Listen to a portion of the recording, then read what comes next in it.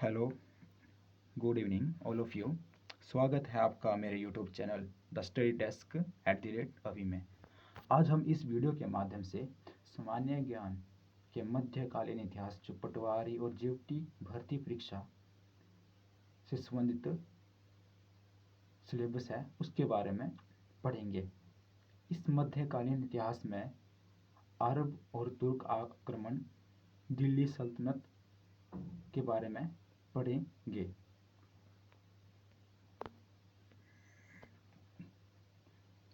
भारत पर मुस्लिम आक्रमण, अरबों का आक्रमण जिसमें मोहम्मद बिन कासिम, तुर्क आक्रमण जो हुआ था उसमें महमूद गजनबी और मोहम्मद गोरी थे।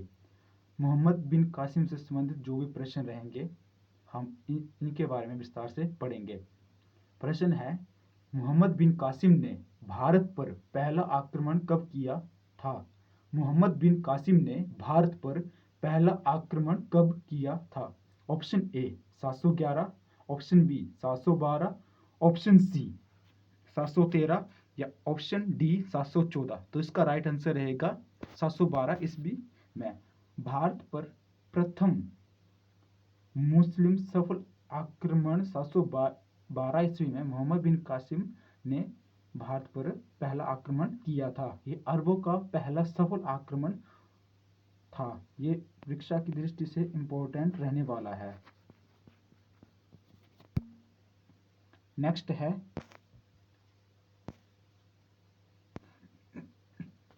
उस वक्त मोहम्मद बिन कासिम का सामना राजा दाहिर से हुआ और इनके बीच रावर का युद्ध हुआ जिसमें कासिम की जीत हुई। इस विजय में सिंध के पश्चिमी क्षेत्र अरबों के अधीन आ गए।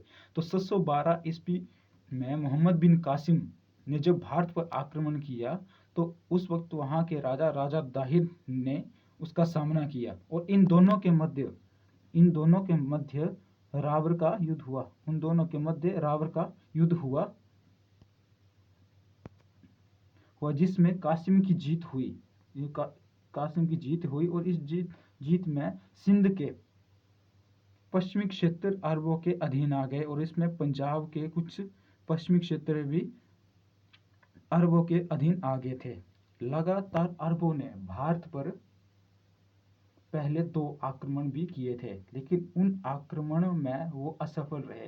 तीसरा आक्रमण जो था वो मोहम्मद बिन कासिम के नेतृत्व में 712 ईस्वी पूर्व में भारत में हुआ था जो कि एक सफल आक्रमण था। नेक्स्ट है, किस अरब शासक ने भारत में गैर मुस्लिम पर सुरक्षात्मक जजिया कर लगाया था? तो जजिया कर क्या है? जजिया कर एक प्रकार का धार्मिक कर है। ये गैर मुस्लिमों पर मोहम्मद बिन कासिम ने लगाया था, उनकी सुरक्षा के लिए जजिया कर लगाया था। तो इसका राइट आंसर रहेगा मोहम्मद बिन कासिम। ये भी इंपॉर्टेंट रहने वाला एग्जाम के दृष्टि से। नेक्स्ट है, भारत पर अरबों का आक्रमण और सिंध का इतिहास की जानकारी किससे मिलती है? तो ये बोल रहा है क्वेश्चन कि भारत पे जो अरबों का आक्रमण हुआ था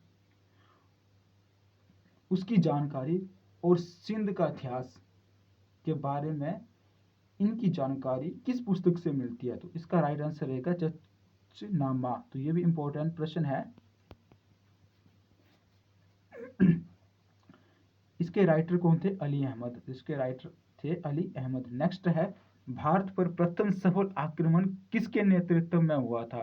तो लगातार 2 आक्रमण अरबों के भारत पर विफल हुए थे। तो तीसरा जो आक्रमण था वो मोहम्मद बिन कासिम के नेतृत्व में 712 ईस्वी पूर्व में भारत पे हुआ था और उसका नेतृत्व मोहम्मद बिन कासिम ने किया था। ये भी इंपॉर्टेंट रहने वाला है एग्जाम की दृष्टि से। नेक्स्ट है, अरबों का भारत पर आक्रमण का क्या उद्देश्य था? तो अरबों का भारत पर आक्रमण का क्या उद्देश्य था? तो इनका प्रमुख उद्देश्य था धन का लूटना और इस्लाम का प्रचार करना। तो इनका प्रमुख उद्देश्य क्या था? धन का लूटना और इस्लाम का प्रचार करना। तो ये भी इंपॉर्टेंट रहने वाला है। ये हमने अरबों के बारे में विस्तार पूर्वक जो मुख्य बातें थी वो पढ़ी। नेक्स्ट है तुर्क आक्रमण, क्योंकि भारत पर जो मुस्लिम आक्रमण हुए हैं तो एक थे अरब और एक थे तुर्क। तो अब हम तुर्क आक्रमण के बारे में पढ़ेंगे। तो प्रश्न में ये भी आ सकता है कि तुर्क कौन थे। तो तुर्क ये चीन के उत्तर पश्चिमी भाग में निवास करने वाली असभ्य और बर्बर जनजाति थी।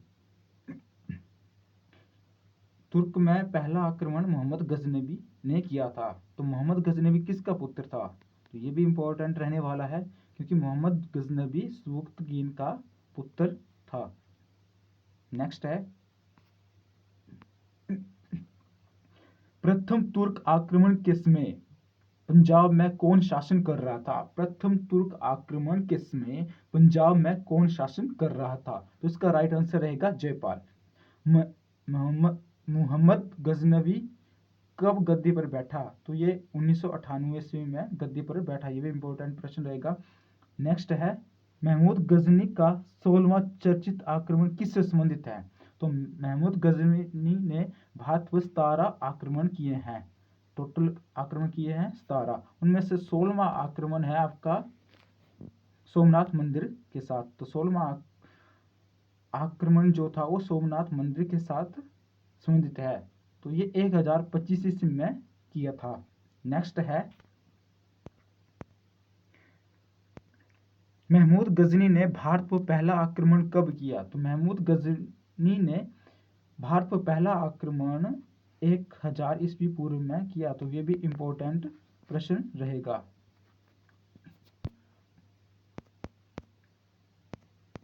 नेक्स्ट है शाहनामा के रचयिता फिरदौसी।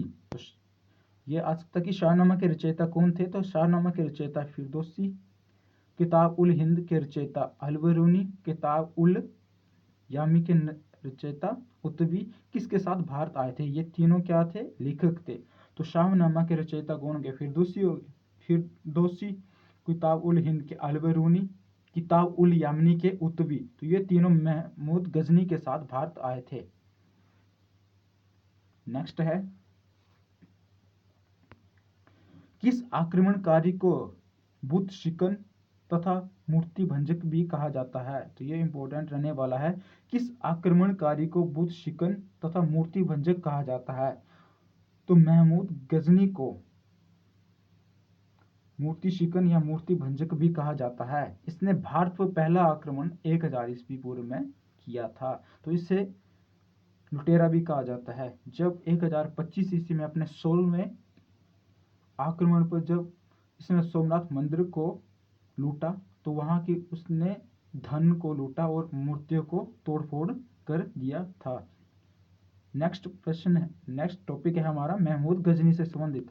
जो महमूद गजनी से संबंधित प्रश्न है नेक्स्ट टॉपिक हमारा मोहम्मद गोरी से संबंधित प्रश्न। इससे पहले हमने महमूद गजनी से संबंधित जो भी महत्वपूर्ण प्रश्न थे उनके बारे में पढ़ा।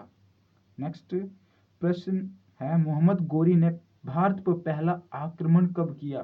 तो मोहम्मद गोरी ने भारत पर पहला आक्रमण 1173 ईस्वी पूर्व में कब किया था? 1173 ईस्वी पूर्व में किया, जिसमें उसका सामना भीम द्वितीय से हुआ। तो जब मोहम्मद गोरी ने भारत पर पहला आक्रमण 1173 ईस्वी में किया तो उसका सामना हुआ भीम द्वितीय से और उसे मुंह की खानी पड़ी। मतलब इस युद्ध में मोहम्मद गोरी की क्या हुई? हार हुई। नेक्स्ट है, ये बहुत इंपॉर्टेंट प्रश्न रहने वाला है, तराइन का प्रथम युद्ध कब हुआ?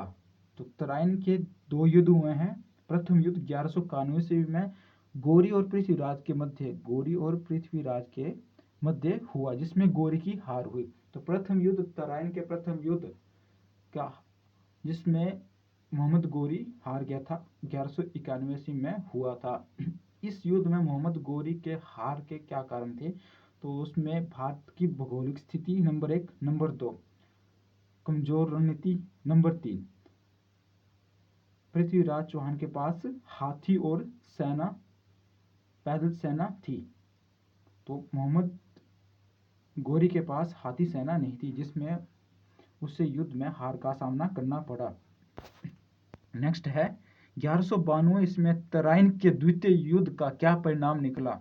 तो 1191 ईस्वी में पहला तराइन का युद्ध हुआ, 1192 ईस्वी में द्वितीय तराइन का युद्ध हुआ। और इस युद्ध का परिणाम क्या हुआ? इस युद्ध में मोहम्मद गोरी की विजय हुई और इस युद्ध को तरावड़ी के नाम से भी जाना जाता है। उपरोक्त तराइन के प्रथम और द्वितीय युद्ध को तारावड़ी के नाम से भी जाना जाता है। 1192 ईस्वी में जो युद्ध हुआ तराइन का, उसमें मोहम्मद गोरी की विजय हुई और पृथ्वीराज चौहान को हार का सामना करना पड़ा। इस युद्ध को तरावड़ी के नाम से भी जाना जाता है। ये भी इंपॉर्टेंट प्रश्न रहेगा। नेक्स्ट है 1194 ईस्वी में कनौज का युद्ध मोहम्मद गोरी और किसके बीच लड़ा गया। तो 1194 ईस्वी में जो कनौज का युद्ध हुआ था वो मोहम्मद गोरी और किसके बीच लड़ा गया। तो ये मोहम्मद गोरी और जयपाल के मध्य लड़ा गया। इस युद्ध को चंदावर के नाम से भी जाना जाता है। एग्जाम में इस क्वेश्चन को इस तरीके से पूछा जा सकता है कि कनौज के युद्ध को अन्य किस नाम से जाना जाता है। तो चंदावर के युद्ध के नाम से भी जाना जाता है। ये भी इंपॉर्टेंट प्रश्न रहेगा। नेक्स्ट है 1198 ईस्वी में मोहम्मद गोरी के किस सेनापति ने नालंदा विश्वविद्यालय को नष्ट किया। तो 1198 ईस्वी में मोहम्मद गोरी ने के बख्तियार खिलजी ने नालंदा विश्वविद्यालय को नष्ट किया। यह भी इंपॉर्टेंट रहने वाला है। नेक्स्ट है कुतुबुद्दीन ऐबक किसका सेनापति था। कुतुबुद्दीन ऐबक किसका सेनापति था। यह भी इंपॉर्टेंट रहने वाला है क्योंकि दिल्ली सल्तनत में का ये एक शासक था। तो ये मोहम्मद गोरी का सेनापति था। नेक्स्ट टॉपिक है हमारा दिल्ली सल्तनत। इससे पहले हमने पढ़ा अरब आक्रमण, तुर्क आक्रमण, उसके बाद है दिल्ली सल्तनत। तो दिल्ली सल्तनत में 1206 ईस्वी में गुलाम वंश की स्थापना किसने की। तो दिल्ली सल्तनत में 1206 ईस्वी में गुलाम वंश की स्थापना कुतुबुद्दीन ऐबक ने की और इस वंश को ममलूक वंश से भी जाना जाता है। कुतुबुद्दीन ऐबक किसका सेनापति था। तो ये था गोरी का सेनापति। किसका था? गोरी का सेनापति। नेक्स्ट प्रश्न है किसे लाख बख्श के नाम से भी जाना जाता है। यह भी इंपॉर्टेंट रहने वाला है। किसे लाख बख्श के नाम से भी जाना जाता है। तो कुतुबुद्दीन ऐबक को लाख बख्श के नाम से भी जाना जाता है। इसने मलिक और सिपह सालार की उपाधि धारण की। इसने मलिक और सिपह सालार की उपाधि धारण की थी। तो ये भी प्रश्न आ सकता है। प्रश्न है 2.5 दिन का झोपड़ा किसने बनाया। तो 2.5 दिन का जो झोपड़ा है कुतुबुद्दीन ऐबक ने बनाया। यह भी इंपॉर्टेंट रहने वाला है। नेक्स्ट प्रश्न है 1210 ईस्वी में किस खेल को खेलते हुए कुतुबुद्दीन ऐबक की मृत्यु हो गई थी। तो 1210 ईस्वी में इसकी मृत्यु हुई थी और किस खेल को खेलते हुए। तो पोलो या चौगान खेलते हुए इसकी मृत्यु हो गई थी। यह भी इंपॉर्टेंट प्रश्न रहेगा। नेक्स्ट है कुतुबुद्दीन ऐबक ने सबसे पहले सुल्तान की उपाधि धारण की थी। तो उसने सुल्तान की उपाधि धारण की थी। कुतुबुद्दीन किसका सेनापति था पहले? मोहम्मद गोरी का। तो इसने दिल्ली सल्तनत में गुलाम वंश की स्थापना की थी। नेक्स्ट टॉपिक रहेगा हमारा इल्तुतमिश। कुतुबुद्दीन ऐबक के बाद जो सत्ता है दिल्ली सल्तनत की वो इल्तुतमिश ने संभाली और इसे गुलामों का गुलाम भी कहा जाता था क्योंकि इसे गुलामों को का रखना शौक था। गुलामों को रखना एक शौक था इसका। प्रश्न है इल्तुतमिश ने लाहौर से अपनी राजधानी कहां स्थानांतरित की। तो लाहौर से अपनी राजधानी दिल्ली स्थानांतरित की। इल्तुतमिश ने 40सा दल तुर्कान-ए-चहलगानी की स्थापना की। तो इल्तुतमिश ने 40 लोगों का समूह, 40सा दल जो था 40 लोगों का समूह था, उसने अपने कार्य को प्रशासनिक तौर से लोगों तक पहुंचाने के लिए 40 लोगों को एक प्रतिष्ठित पद पर आसीन किया हुआ था जिसे तुर्कान-ए-चहलगानी के नाम से भी जाना जाता है। तो ये भी इंपॉर्टेंट रहेगा प्रश्न। नेक्स्ट है 1221 ईस्वी में चंगेज खान ने किसके शासनकाल में भारत पर आक्रमण किया? तो दिल्ली सल्तनत के किस शासक के शासनकाल में 1221 ईस्वी में चंगेज खान ने आक्रमण किया था? तो चंगेज खान का मूल नाम क्या था?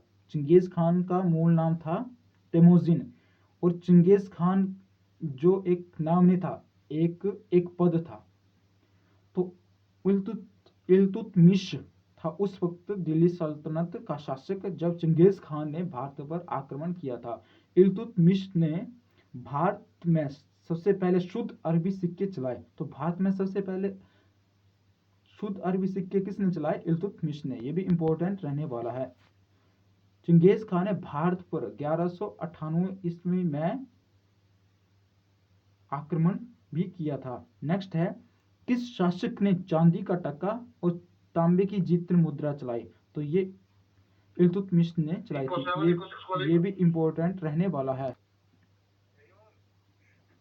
किस शासक ने चांदी का टका और तांबे की जीतल मुद्रा चलाई थी? तो इसका राइट आंसर रहेगा इल्तुतमिश ने। तो चांदी का टका और तांबे की जीतल क्या है? एक तरह की मुद्रा है। नेक्स्ट है, इल्तुतमिश की मृत्यु के बाद पहली महिला शासिका कौन बनी?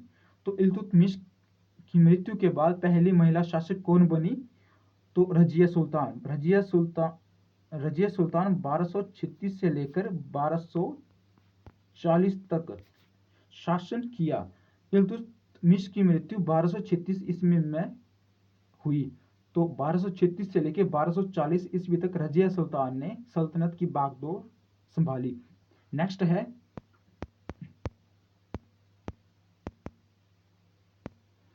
किस शासक ने जिल-ए-इलाही ईश्वर की छाया की उपाधि धारण की? तो यह भी इंपॉर्टेंट रहने वाला है प्रश्न। किस शासक ने जिल-ए-इलाही को ईश्वर की छाया के नाम से भी जाना जाता है की उपाधि धारण की? तो बलबन ने जिल-ए-इलाही या ईश्वर की छाया नाम की उपाधि धारण की थी। और बलबन ने नौरोज त्योहार भी शुरू किया था। तो ये भी पूछा जा सकता है एग्जाम में कि नौरोज त्योहार दिल्ली सल्तनत के किस शासक ने शुरू किया था? तो ये बलबन ने शुरू किया था। नेक्स्ट है, चालीसा दल जिसकी स्थापना इल्तुतमिश द्वारा की गई थी। जो चालीसा दल जिसे तुर्कान-ए-चहलगानी के नाम से भी जाना जाता है, इल्तुतमिश द्वारा शुरू की गई थी। किस शासक ने समाप्त कर दी? तो बलबन ने चालीसा दल को समाप्त कर दिया था।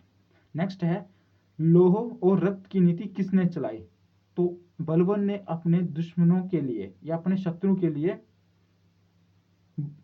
लोह और रक्त की नीति चलाई। और बलबन ने ही सिजदा और पाबोस की नीति चलाई थी। नेक्स्ट है, दीवाने अर्ज क्या था? तो दीवाने अर्ज क्या था? दीवाने अर्ज एक प्रकार सैन्य विभाग था जो दुश्मन से निपटने के लिए एक सेना का विभाग था। नेक्स्ट रहेगा,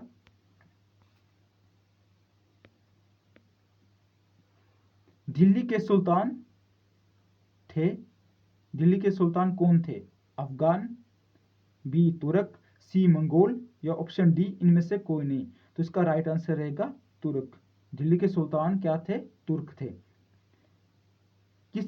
प्रश्न है, किसने हुलिया और दाग प्रथा शुरू की? तो ये भी इंपॉर्टेंट रहने वाला है एग्जाम की दृष्टि से। ये एसएससी में अभी हाल ही में एक प्रश्न पूछा गया था, किसने हुलिया और दाग प्रथा शुरू की थी? तो अलाउद्दीन खिलजी। नेक्स्ट प्रश्न है, बाजार नीति किस शासक ने शुरू की? तो ये भी इंपॉर्टेंट प्रश्न है।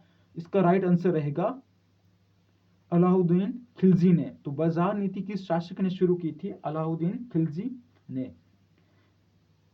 दिल्ली के सुल्तान क्या थे? तो दिल्ली के सुल्तान जो थे वो तुर्क थे, क्योंकि तुर्क आक्रमण भारत में मोहम्मद गजनवी के बाद मोहम्मद गोरी आए। तो दिल्ली सल्तनत की शुरुआत कुतुबुद्दीन ऐबक, उसके बाद इल्तुतमिश, रजिया सुल्तान, तो ये सारे क्या थे? तुर्क थे।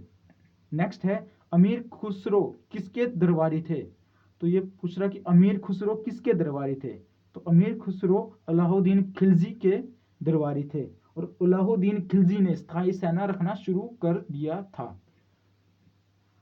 नेक्स्ट प्रश्न रहेगा, वर्ष 1333 ईस्वी में कहाँ का यात्री भारत आया था जिसने रेहला नाम की पुस्तक लिखी थी? तो ये प्रश्न बहुत ही इंपॉर्टेंट रहने वाला है एग्जाम की दृष्टि से। इसका राइट आंसर रहेगा इब्न बतूता। रेहला नामक पुस्तक की रचना इब्न बतूता ने की थी। और मुगल तुगलक के शासनकाल में किस शासक ने सती प्रथा पर रोक लगाई थी? प्रश्न है कि किस शासक ने सती प्रथा पर रोक लगाई थी? तो इसका राइट आंसर रहेगा मोहम्मद बिन तुगलक ने। मोहम्मद बिन तुगलक को इतिहास का पागल बादशाह भी कहा जाता है, क्योंकि मोहम्मद बिन तुगलक ने कुछ फैसले पागलपन दर्शाते हैं। नेक्स्ट प्रश्न रहेगा, दिल्ली के किस सुल्तान की मृत्यु पर प्रसिद्ध इतिहासकार बुदायूनी ने कहा, राजा को प्रजा से मुक्ति मिली और उन्हें राजा से? तो मोहम्मद बिन तुगलक। मोहम्मद बिन तुगलक को इतिहास का पागल बादशाह भी कहा जाता है। नेक्स्ट है, तुगलक ने नहरों का निर्माण करवाया। तुगलक ने नहरों का निर्माण करवाया और ब्राह्मणों पर जजिया कर लगाया। तो तुगलक ने नहरों का निर्माण भी करवाया और ब्राह्मणों पर जजिया कर भी लगाया। नेक्स्ट प्रश्न है, दिल्ली सल्तनत में सबसे कम शासन किस वंश ने किया? दिल्ली सल्तनत में सबसे कम शासन किस वंश ने किया? तो खिलजी वंश ने सबसे कम शासन किया। नेक्स्ट प्रश्न रहेगा, वरीद से क्या अभिप्राय है? तो सल्तनत काल में वरीद से क्या अभिप्राय है? तो इसका राइट आंसर रहेगा सूचना पहुंचाने वाले को। नेक्स्ट रहेगा,